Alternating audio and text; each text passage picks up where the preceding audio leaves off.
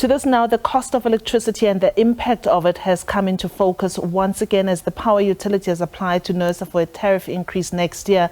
Last month, South Africa's national energy regulator officially published Eskom's multi-year revenue application, which includes a 36% hike starting next year. This has been met with backlash from consumers who are understandably contending with the already high cost of living and could see them sinking even deeper into debt if implemented. Chief Operating Officer at Debt Rescue, Annaline van der Poel, joins me. Annaline, thank you so much for joining us on Point once again. South Africans are currently experiencing the most severe cost of living crisis as it is. What are the dire socioeconomic consequences of this more than 30% hike of Eskom tariffs for everyone in the country should it go ahead? It would be devastating. Good afternoon. If this were to happen, it would be absolutely devastating. I mean, we know that the cost of electricity already is incredibly high as it stands. And, from a South African consumer perspective, it takes up a large portion of the budget as it stands right now. And if we were to look at anything in the region of 30%, anything I'd say above 5 or 6%, it's going to have such a massive knock-on effect on consumers who really are struggling to literally put food on the table. They are now going to have to contend with this kind of increase as well, which they won't be able to afford to. Yeah. You've seen an escalating number of South Africans who have been seeking debt counseling recently. Do we know what's behind this? Of course, debt is behind it, but it seems like something has worsened along the lines.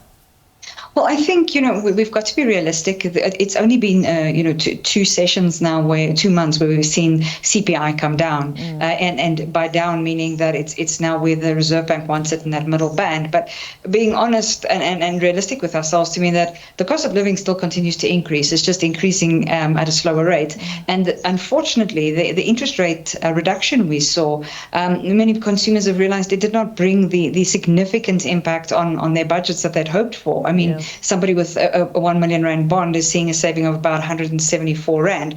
So the cost of living crisis is not over. It's far from over. We've seen a little bit of a reduction in fuel prices, but again, it just gets absorbed by the cost of goods for us at this point. Yeah. Annaline, the chief reason for the two-part withdrawal was, among others, to help workers to sort out their debts. Is it too early, or have we been seeing people actually servicing their debts with the withdrawal, or is it too early to kind of do the tallying at the moment?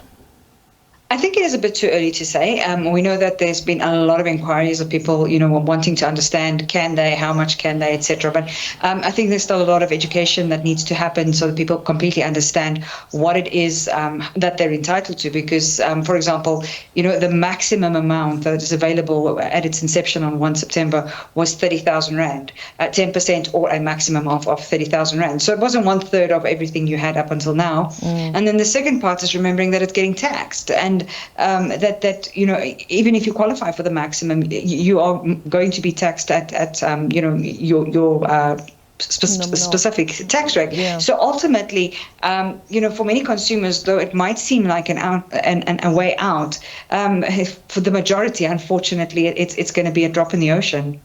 You deal a lot with people who come with debt counseling or are in need of debt counseling services. What would you say is just generally a person's ability to become disciplined when it comes to when they have that money now from their pension fund to say, I'm definitely taking this 10,000 rand, I'm definitely paying it into my credit card or whatever debt it is. What kind of trend do you see over the people that you help?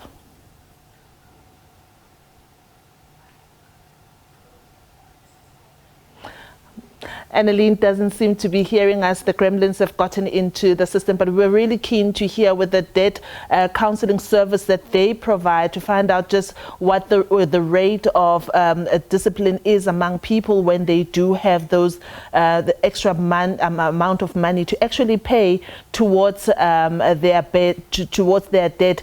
We've been speaking about that, and also the escalating cost of living and the increase in tariffs that is looming next next year and how that will likely impact on households that are already indebted and can ill afford that increase.